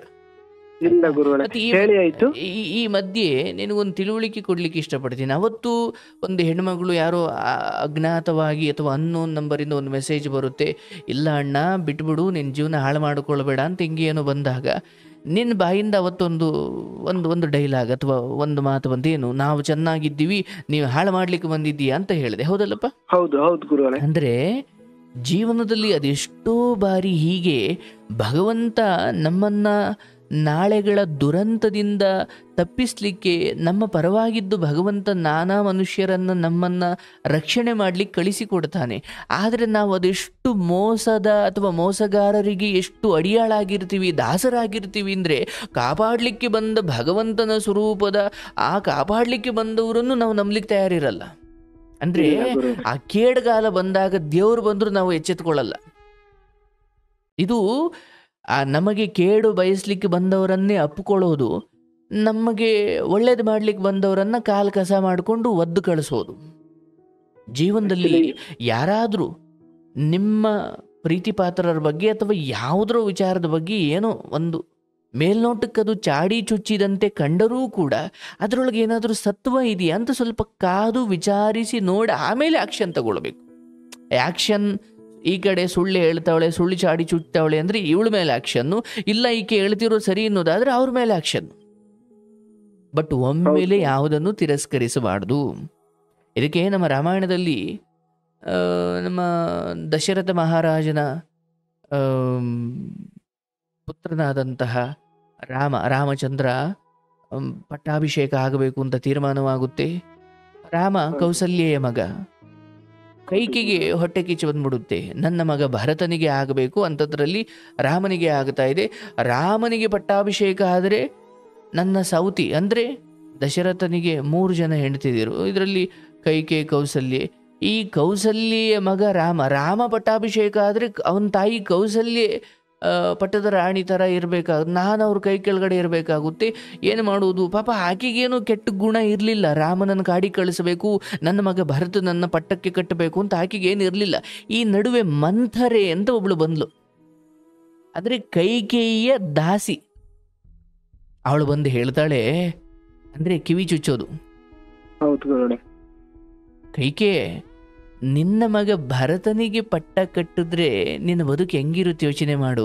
ಅಂಥದ್ರಲ್ಲಿ ಈಗ ರಾಮಚಂದ್ರನಿಗೆ ಪಟ್ಟ ಕಟ್ತಿದ್ದಾರೆ, ಅವನು ರಾಜನಾದರೆ ನೀನು ದಾಸಿಯಾಗೇ ಜೀವನ ಪೂರ್ತಿ, ನೀನು ಅವನ ದಾಸಿ, ನಾನು ನಿನ್ನ ದಾಸಿ, ಹೀಗೆ ನೀನು ದಾಸಿಯಾಗೆ ಉಳ್ಕೊಂಡ್ಬಿಡ್ತೀಯ. ಏನಾದರೂ ಮಾಡಿ ಆ ರಾಮನಿಗೆ ಪಟ್ಟಾಭಿಷೇಕ ಆಗೋದನ್ನು ತಡಿ, ನಿನ್ನ ಮಗ ಭರತನಿಗೆ ಪಟ್ಟ ಕಟ್ಟೋ ಹಾಗೆ ಮಾಡು ಅಂತ ಕಿವಿಗೊಂಚೂರು ವಿಷ ಹಾಕಿದ್ಲು. ಹಾಗೆ ವಿಷ ಹಾಕಿದಾಗ ಮತ್ತು ಹಳೆಯ ಕಥೆಗಳನ್ನೆಲ್ಲ ತಗೊಂಡು ದಶರಥನ ಹತ್ರ ವರ ಕೇಳಿ ರಾಮ ಕಾಡಿಗೆ ಹೋಗ್ಬೇಕು, 14 ವರ್ಷ ನನ್ನ ಮಗ ಭರತನಿಗೆ ಪಟ್ಟಾಭಿಷೇಕ ಆಗಬೇಕು. ಹೀಗೆ ದಶರಥನ ಸಾವಿಗೂ ಕಾರಣ ಆದ್ಲು, ರಾಮ ಕಾಡಿಗೆ ಹೋಗ್ಲಿಕ್ಕೂ ಕಾರಣ ಆದ್ಲು. ಹಂಗೆ ಬಂದು ಆ ಕೈಕೇಯಿಯಲ್ಲಿ ವಿಷಬುದ್ಧಿಯನ್ನು ಬಿತ್ತಿದ್ದು ಈ ಮಂಥರೆ ಅಂತಕ್ಕಂತಹ ದಾಸಿ. ನಿನ್ನ ಮಗನಿಗೆ ಪಟ್ಟಾಭಿಷೇಕ ಮಾಡಿಸು, ಆ ರಾಮಚಂದ್ರನನ್ನು ಕಾಡಿಗೆ ಕಳಿಸು, ಈ ರೀತಿ ಅವಳಿಗೆ ವಿಷವನ್ನು ತುಂಬಿದವಳು ಮಂಥರೆ. ಆದರೆ ವಿಚಿತ್ರ ಏನು ಗೊತ್ತಾ, ಕೈಕೇಯಿಗೆ ಬಂದು ಈ ಮಂಥರೆ ಯಾವಾಗ ಕಿವಿಗೆ ವಿಷವನ್ನು ಬಿತ್ತಿದ್ಲು, ಆ ಕೈಕೆ ಹೇಳ್ತಾಳೆ, ಅಯ್ಯೋ ಮಂಥರೆ, ಎಂಥ ಐಡಿಯಾ ಕೊಟ್ಟೆ, ನೀನು ನನ್ನ ತಾಯಿ ಇದ್ದಂಗೆ, ನೀನು ನನ್ನ ದಾಸಿಯಲ್ಲ, ನೀನು ನನ್ನ ತಾಯಿ ಇದ್ದಂಗೆ ಅಂತ ಆ ಮಂಥರೆಯನ್ನು ತಬ್ಕೊಳ್ತಾಳೆ. ಅಂದರೆ ಯಾರು ಇಡೀ ರಘುಕುಲವನ್ನು, ಇಡೀ ಆ ವಂಶವನ್ನು ನಾಶ ಮಾಡುವ ಅಥವಾ ಹಾಳು ಮಾಡುವ ಯೋಜನೆ ಅಥವಾ ಐಡಿಯಾ ಕೊಟ್ಲೋ, ರಾಮ ಬೇರೆ ಅಲ್ಲ, ನನ್ನ ಮಗ ಭರತ ಬೇರೆ ಅಲ್ಲ, ರಾಮ ಭರತನಿಗಿಂತ ದೊಡ್ಡವನು, ರಾಮನಿಗೆ ಪಟ್ಟಾಭಿಷೇಕ ಆಗಲಿ ಬಿಡು, ಅದರಲ್ಲೇನು ತಪ್ಪಿದೆ ಅಂತ ಹೇಳಬೇಕಾದವಳು, ನನ್ನ ಮಗನಿಗೆ ಪಟ್ಟಾಭಿಷೇಕ ಆಗಬೇಕು, ರಾಮ ಕಾಡಿಗೆ ಹೋಗಬೇಕು ಅನ್ನೋ ಈ ಕೆಟ್ಟ ಐಡಿಯಾವನ್ನು ಕೊಟ್ಟವಳನ್ನೇ ನೀನು ನನ್ನ ತಾಯಿಗೆ ಸಮಾನ ಅಂತ ಒಪ್ಕೊಂಡ್ಬಿಡ್ತಾಳೆ. ಇದು ಹೆಂಗಾಯ್ತು ಅಂದರೆ, ಈ ನದಿಯಲ್ಲಿ ಜೀವ ಉಳಿಸ್ಕೊಳ್ಳಿಕ್ಕೆ ಒದ್ದಾಡ್ತಿರೋ ಒಬ್ಬ ಮನುಷ್ಯ ಜೀವ ಉಳಿಸ್ಕೊಂಡ್ರೆ ಬಂದರೆ ಸಾಕಿತ್ತು, ಆದರೆ ಅಲ್ಲೊಂದು ಮೊಸಳೆ ಕಾಣುತ್ತೆ, ಮೊಸಳೆ ತಪ್ಪಿಕೊಂಡಂಗೆ. ಅಂದರೆ ಆ ಮೊಸಳೆ ನನ್ನನ್ನು ನುಂಗ್ಲಿಕ್ಕೆ ಬಂದಿದೆ ಅಂತ ಗೊತ್ತಿರಲ್ಲ, ಆದರೂ ಆ ಮೊಸಳೆ ತಪ್ಪಿಕೊಂಡಂಗಾಯ್ತು ನಿಮ್ಮ ಕತೆ. ಈ ಹೆಣ್ಣು ನಿಮ್ಮನ್ನು ನುಂಗ್ಲಿಕ್ಕೆ ಬಂದಿದ್ಲು, ಇನ್ಯಾವುದೋ ಹೆಣ್ಣು ಕಾಪಾಡಲಿಕ್ಕೆ ಬಂದಿದ್ಲು. ಕಾಪಾಡಲಿಕ್ಕೆ ಬಂದವಳನ್ನ ಬಿಟ್ಬಿಟ್ಟು ಈ ಮೊಸಳೆಯನ್ನು ತಪ್ಪಿಕೊಂಡ್ರೆ ಅದು ನನ್ನನ್ನು ನುಂಗ್ಕೊಳ್ಳುತ್ತೆ, ಹೌದಲ್ಲಪ್ಪ? ಆದ್ರೆ ಅದು ನನ್ನ ನುಂಗ್ಕೊಳ್ಳುತ್ತೆ ಅಂತ ನನಗೆ ಗೊತ್ತಿರಲ್ಲ. ಯಾಕೆ? ಆ ಮೊಸಳೆ ಸುಂದರವಾದ ವೇಷದಲ್ಲಿರುತ್ತೆ. ಹಾಗೆ ಮಂಥರೆಯಂತಹ ಕೇಡು ಬುದ್ಧಿ ಅಥವಾ ಕಿವಿ ಚುಚ್ಚಲಿಕ್ಕೆ ಬಂದ ಮಂಥರೆಯನ್ನ ಹೇಗೆ ಕೈಕೇಯಿ ತಬ್ಬಿಕೊಂಡು ನೀನು ನನ್ನನ್ನು ಕಾಪಾಡಿಬಿಟ್ಟೆ, ನನ್ನ ಮಗನಿಗೆ ಪಟ್ಟಾಭಿಷೇಕ ಆಗೋ ಥರ ನೀನು ನನಗೆ ಐಡಿಯಾ ಕೊಟ್ಟಲ್ವಾ, ನೀನೇ ನನ್ನ ತಾಯಿ ಸಮಾನ ಅಂತ ತಪ್ಪಿಕೊಂಡ್ಲು. ಆದರೆ ಮುಂದೆ ಆಗಬಾರ್ದೆಲ್ಲ ಆಗೋಯ್ತು. ಆ ಗಂಡನನ್ನು ಕಳ್ಕೊಂಡು ಭರತ ತನ್ನ ಮಗನೇ ಕೈಕೇಯಿಗೆ ಒಡೆಯೋಕೋದ. ನನ್ನ ಅಣ್ಣ ದೇವರಂತ ರಾಮಚಂದ್ರನನ್ನ ಕಾಡಿಗೆ ಕಳಿಸಿ ನನಗೆ ಪಟ್ಟಾಭಿಷೇಕ ಕಟ್ಟಬೇಕು ಅಂತ ಇಂಥ ಕುತಂತ್ರ ಬುದ್ಧಿ ನಿನಗೆ ಹೆಂಗೆ ಬಂತು ಅಂತ ಅಮ್ಮನಿಗೆ ಒಡೆಯೋಕೋದ. ಆದರೆ ಇವಳು ಅಂದ್ಕೊಂಡಿದ್ಲು, ನಾನು ನನ್ನ ಮಗನಿಗೆ ಪಟ್ಟ ಕಟ್ಟಿದ್ರೆ ನನ್ನ ಮಗ ಖುಷಿ ಪಡ್ತಾನೆ, ಎಲ್ಲ ನನ್ನಂತೆ ಆಗುತ್ತೆ ಅಂತ. ಹಾಗಾಗಿ ಕೆಲವೊಮ್ಮೆ ನಿಮ್ಮ ಜೀವನದಲ್ಲಿ ಈ ಮಧ್ಯೆ ಹೇಳ್ಕೊಡ್ಲಿಕ್ಕೆ ಬಂದವರ ಮಾತುಗಳನ್ನು ಅಥವಾ ನಿಮ್ಮ ಕಿವಿಗೆ ಮೇಲ್ನೋಟಕ್ಕೆ ಅನಿಸುತ್ತೆ ಇವ್ರು ನಮ್ಮ ಸಂಬಂಧ ಹಾಳು ಮಾಡಲಿಕ್ಕೆ ಬಂದವರೇ ಅಂತ. ಬಟ್ ಸ್ವಲ್ಪ ಅದನ್ನು ಒಂದೇ ಸಾರಿ ತಿರಸ್ಕರಿಸೋದೂ ಅಲ್ಲ, ಹಾಗಂತ ಒಂದೇ ಸಾರಿ ಅದಕ್ಕೆ ಮನ್ನಣೆ ಕೊಟ್ಟು ಬಿಡೋದೂ ಅಲ್ಲ. ಆ ವಿಷಯ ಕಿವಿಗೆ ಹಾಕ್ಕೊಳ್ಬೇಕು, ಸ್ವಲ್ಪ ಅದನ್ನು ಇನ್ವೆಸ್ಟಿಗೇಟ್ ಮಾಡಿ ಅದು ಸರಿಯೋ ತಪ್ಪೋ ಅಥವಾ ಅದು ಸತ್ಯನೋ ಸುಳ್ಳು ಅಂತ ತಿಳ್ಕೊಂಡು ಆಮೇಲೆ ನೀವು ಅದನ್ನು ಕಾರ್ಯರೂಪಕ್ಕೆ ತರಬೇಕು. ಬಟ್ ಅದೃಷ್ಟವಶಾತ್ ಆಕೆ ಹೇಳಿದ್ದು ಮತ್ತು ಆಕೆ ನಂಬರ್ ಕೊಟ್ಟಿದ್ದು ಏನೋ ನಿನ್ನ ಪುಣ್ಯಕ್ಕೆ ಆಯಿತು. ಇಲ್ಲ ಅಂದಿದ್ರೆ ಇನ್ನೂ ಅವ್ರ ಪ್ರೀತಿ 10 ವರ್ಷ ಮುಂದುವರೆದು ನೀನು ಈ ಕಡೆ ಆಸೆ ಇಟ್ಕೊಂಡು ಕೂತ್ಕೊಂಡು ನಾಳೆ ಒಂದು ದಿನ ಆ ಹುಡುಗಿ ಅಲ್ಲಿ ಫೋನಲ್ಲಿ ಹೇಳಿದ್ಲಲ್ಲ ಅವನಂತೂ ನನಗೆ ಇಷ್ಟ ಇಲ್ಲ ಅಂತ, ಹಿಂಗೆ ಏನೋ ಆಗಿ ಕಡೆಗೆ ನೀನು ಬೀದಿಗೆ ಬರ್ತಿದ್ದೆ. ಹೌದು ಗುರುಗಳೇ, ಪಕ್ಕ ಫೋಟೋ ಕಳಿಸಿದ್ಲು, ನಂಗೆ ನಂಬರ್ ಎಲ್ಲ ಸೆಂಡ್ ಮಾಡಿದ್ ಹುಡುಗಿ. ಆ ಫೋಟೋನ ಇವಳಿಗೆ ಕಳಿಸಿ ನಾನು ಯಾರು ಕೇಳಿದ್ದೆ, ನನ್ನ ಅಣ್ಣ ಅಂತಾಳೆ. ನೋಡವ ಬೇಡಪ್ಪ, ಈಗ ಸದ್ಯಕ್ಕೆ ಹೊರಗಡೆ ಏನ್ ಹೇಳ. ಆಕ್ಚುಲಿ ನಾನು ಏನು ಇಲ್ಲ, ನನ್ ಮೈಂಡೇ ಫುಲ್ ಅಪ್ಸೆಟ್ ಆಗಿಬಿಟ್ಟಿತ್ತು ಒಂದ್ ಟೈಮ್ ಅಲ್ಲಿ. ಬಟ್ ನಾನೊಂದ್ ಹೇಳ್ತೀನಿ ಗುರುಗಳೇ, ಯಾರೇ ಆಗ್ಲಿ ಏನೇ ಆಗ್ಲಿ ನಿಮ್ದೊಂದ್ ವಿಡಿಯೋಸ್ ಎಲ್ಲ ನೋಡಿದ್ವಿ ಇತ್ತಲ್ಲ, ಅವ್ನು ಎಂತ ದೊಡ್ಡ ಶಾಕ್ ಅಲ್ಲಿ ಇದ್ದು ಇತ್ತಲ್ಲ, ಪಕ್ಕ ಹೊರಗ್ ಬರ್ತಾನೆ ಗುರುಗಳೇ. ಅಯ್ಯೋ ದೊಡ್ಡ ಮಾತಪ್ಪ. ಇಲ್ಲ ಗುರುಗಳೇ, ಪಕ್ಕ ಹೊರಗ್ ಬರ್ತಾನೆ. ಕಂಟಿನ್ಯೂ ನಿಮ್ಮನ್ನ ಫಾಲೋ ಮಾಡಿದ್ದೆ, ಪಕ್ಕ ಹೊರಗ್ ಬರ್ತಾನೆ ಗುರುಗಳೇ. ನಿಮ್ಗೆ 100% ಸತ್ಯ ಗುರುಗಳೇ ಅದು. ದೇವ್ರ ದಯ ನಿಮಗೆ ಈ ವಿಚಾರದಲ್ಲಿ ಹೇಗೋ ತಂದೆ ತಾಯಿಯ ಮಹತ್ವ ತಿಳ್ಕೊಂಡು ಈ ಸಮಯದಲ್ಲಿ ಆಕೆಯ ಸೌಂದರ್ಯ, ಆಕೆ ನಿಮ್ಮ ಜೊತೆ ಸಮಯ ಕಳೆದಿದ್ದು ಅಥವಾ ಆಕೆಯನ್ನು ಇಷ್ಟಪಟ್ಟಿದ್ದೆ, ಇವೆಲ್ಲವನ್ನು ಮೀರಿ ತಂದೆ ತಾಯಿಗೆ ನಾನೊಬ್ಬ ಮಗನಾಗಿ ಅಥವಾ ನಾನೊಬ್ಬ ಪ್ರಜ್ಞಾವಂತ ಮನುಷ್ಯನಾಗಿ ಬದುಕನ್ನು ಈ ಕ್ಷಣಕ್ಕೆ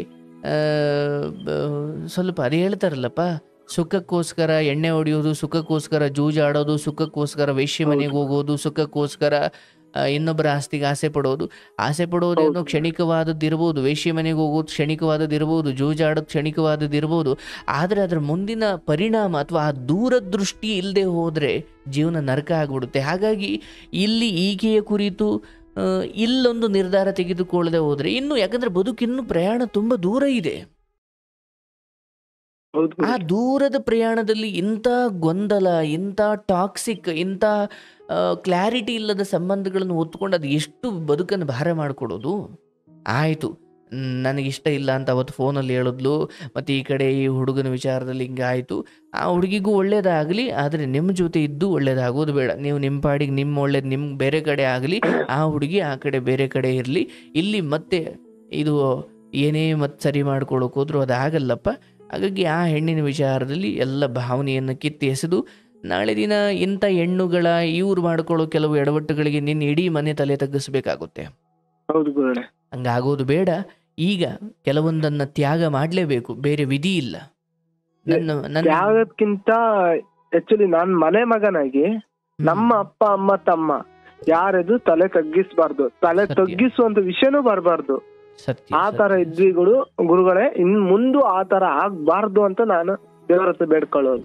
ಆಗ್ಲಪ್ಪ, ಬಹಳ ಸಂತೋಷ ನೀವು ಆ ನಿರ್ಧಾರ ಮಾಡಿರೋದು. ಆಕೆಗೂ ಒಳ್ಳೇದಾಗಲಿ. ಬಟ್ ಈ ವಿಚಾರದಲ್ಲಿ ಆಕೆ ತಪ್ಪಾಗಿ ನಡ್ಕೊಂಡಿದ್ದಾರೆ. ಒಳ್ಳೇದಾಗ್ಲಿ ಗುರುಗಳೇ. ಹೌದು ಹೌದು ಹೌದು, ಅವರಿಗೂ ಒಳ್ಳೇದಾಗ್ಲಿ ಅಂದ್ರೆ ನಮ್ಮಷ್ಟಕ್ಕೆ ನಮ್ಮನ್ ಬಿಡ್ಲಿ ಅಂತ. ಈ ಜಸ್ಟ್ ಆವಾಗ ಏನೋ ಒಂದ್ ಬಂದ್ ಗುರುಗಳೇ, ಒಂದು 20 ನಿಮಿಷದ ಹಿಂದೆ ನಾನು ಹೇಳಿದ್ದು ಒಂದೇ ಮಾತು, 2 ದೋಣಿ ಮೇಲೆ ಕಾಲ್ ಹಾಕ್ಬೇಡ, ಒಂದೇ ದೋಣಿ ಮೇಲೆ ಕಾಲ್ ಹಾಕು.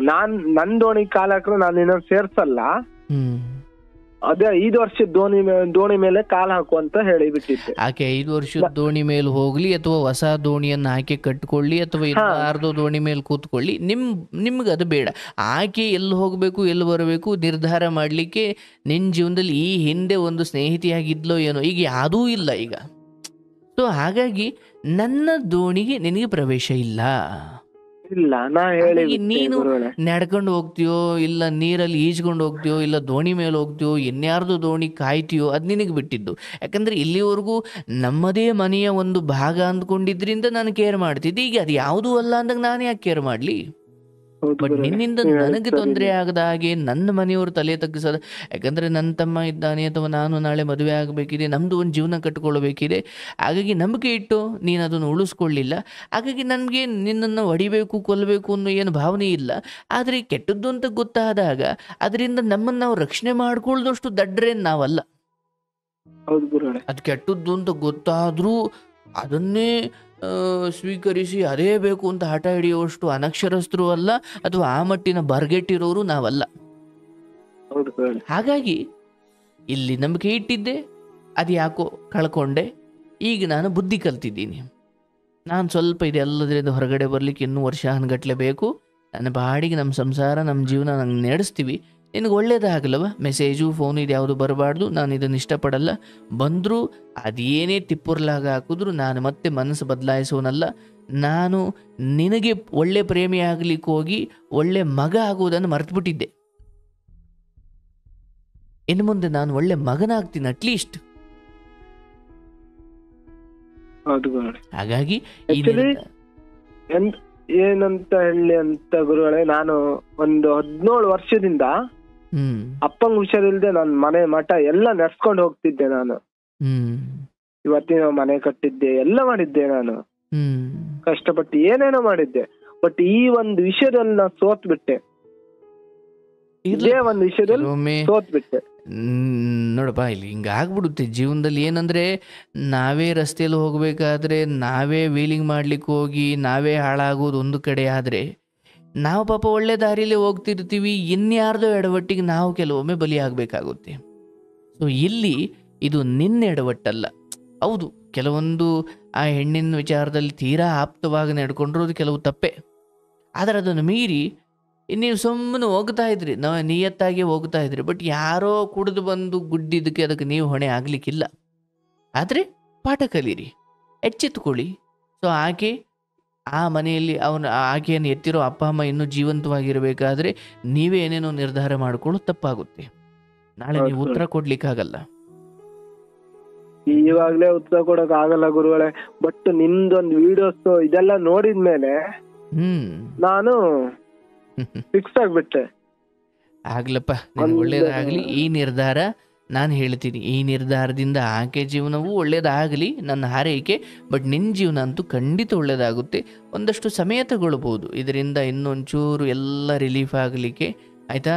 ಮಳೆ ನಿಂತಿದೆ, ಆದರೆ ಮರದ ಹನಿ, ಮಳೆ ನಿಂತರೂ ಮರದ ಕೆಳಗಡೆ ಹನಿಗಳು ಬೀಳೋ ಹಾಗೆ ಇನ್ನೊಂಚೂರು ಆ ನೋವುಗಳು ಇನ್ನೊಂದಷ್ಟು ಗಳಿಗೆ ಇರ್ತವೆ. ಆದರೆ ಅದು ಒಂದು ದಿನ ನಿಂತು ಹೋಗಲೇಬೇಕು.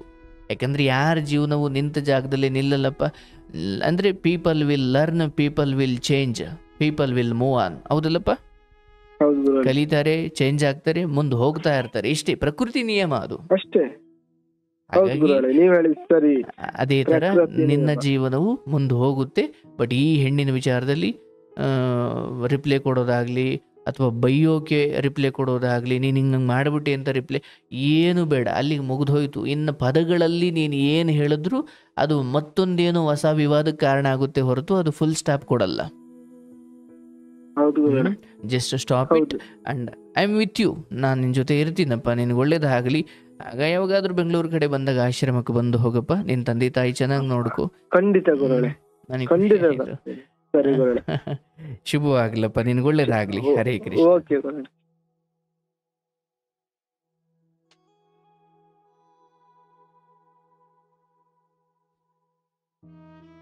ನೋಡಿ, ನಾನು ಬಹಳಷ್ಟು ಸಾರಿ ಪ್ರೀತಿಯ ನಿಯತ್ತಿನ ಬಗ್ಗೆ ಮಾತಾಡ್ತಾ ಇರ್ತೀನಿ. ಈ ಹುಡುಗ ಪ್ರೀತಿಯಲ್ಲಿ ನಿಯತ್ತಾಗೆ ಇದ್ದರು. ಎಷ್ಟೋ ಸಾರಿ ಹುಡುಗರು ನಿಯತ್ತು ಕಳ್ಕೊಂಡು ಈ ಹುಡುಗಿಗೆ ಮೆಸೇಜು, ಆ ಹುಡುಗಿಗೆ ಮೆಸೇಜು, ಆ ಹುಡುಗಿ ಜೊತೆ ಸುತ್ತಾಟ, ಅಲ್ಲೊಂದು ಸುಳ್ಳು ಹೇಳೋದು, ಇಲ್ಲೊಂದು ಸುಳ್ಳು ಹೇಳೋದು, ಹಿಂಗೆಲ್ಲ ಮಾಡ್ತಿದ್ದಾರೆ. ಬಟ್ ನಿಯತ್ತಾಗಿರೋ ಒಬ್ಬ ಹುಡುಗ ಸಿಗಬೇಕು ಅಥವಾ ನಮ್ಮ ಜೀವನ ಸಂಗಾತಿಯಾಗಿ ಪ್ರಾಮಾಣಿಕವಾದ ಮನುಷ್ಯ ಸಿಗಬೇಕಂದ್ರೆ ಎಷ್ಟು ಪುಣ್ಯ ಮಾಡಿರಬೇಕು. ಹಂಗೆ ಸಿಕ್ಕಾಗ ನೀವೇ ಹೋಗಿ ಹಾಳು ಮಾಡ್ಕೊಳ್ಳೋದು ತಪ್ಪಾಗುತ್ತೆ. ವಾಟ್ ಎವರ್ ಇಟ್ ಈಸ್, ನಿನ್ನ ಕಡೆಯಿಂದಲೂ ತಪ್ಪಾಗಿರ್ಬೋದವ. ಈಗ ನಿನ್ನ ಪಾಡಿಗೆ ನಿನ್ನ ಜೀವನ ನೋಡ್ಕೊ. ಈತನ ಪಾಡಿಗೆ ಬಿಟ್ಟುಬಿಡು. ನೀವಾದರೂ ಅಷ್ಟೇ ಕಣಪ್ಪ. ಅಂಡ್ ಇಲ್ಲಿ ನಾವು ಕಲಿಬೇಕಾಗಿರೋದು, ಮದುವೆಗೆ ಮುಂಚೆನೇ ನಾವೇ ನಮ್ಮನೆ ಸೊಸೆ ಅಂದ್ಕೊಂಬಿಡೋದು, ಮನೆ ಒಳಗಡೆ ಕರ್ಕೊಂಡು ಅಡುಗೆ ಮನೆಗೆ ಬಿಟ್ಬಿಡೋದು ಅಥವಾ ತುಂಬ ನಂಬ್ಕೊಂಬಿಡೋದು. ನಾನು ಇಷ್ಟು ಮಾತ್ರ ಹೇಳಬಲ್ಲೆ, ಇವತ್ತಿನ ಕಾಲ ಹೇಗಿದೆ, ನಾನು ತೀರಾ ಪುರಾಣ ಶಾಸ್ತ್ರಗಳ ಬಗ್ಗೆ ಈಗ ನಾನು ಮಾತಾಡಲ್ಲ. ತೀರಾ ಇವತ್ತಿನ ಪ್ರಾಕ್ಟಿಕಲ್ ಯಾವ ಹಂತಕ್ಕೆ ಬಂದಿದೆ ಅಂದರೆ, ತಾಳಿ ಕಟ್ಟಿಸ್ಕೊಂಡ್ಮೇಲೆ ಅವಳು ನಿನ್ನ ಹೆಂಡತಿ.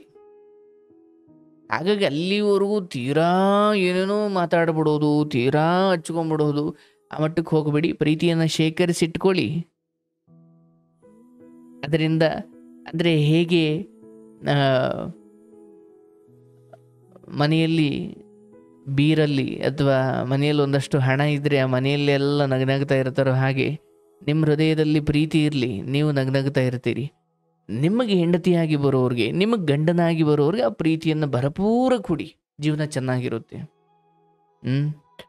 ಅದನ್ನು ಬಿಟ್ಟು ಏನೇನೋ ಮಾಡ್ಕೊಳ್ಳೋಕೆ ಹೋಗಬೇಡಿ. ಒಳ್ಳೇದಾಗಲಪ್ಪ, ಶುಭವಾಗಲಿ.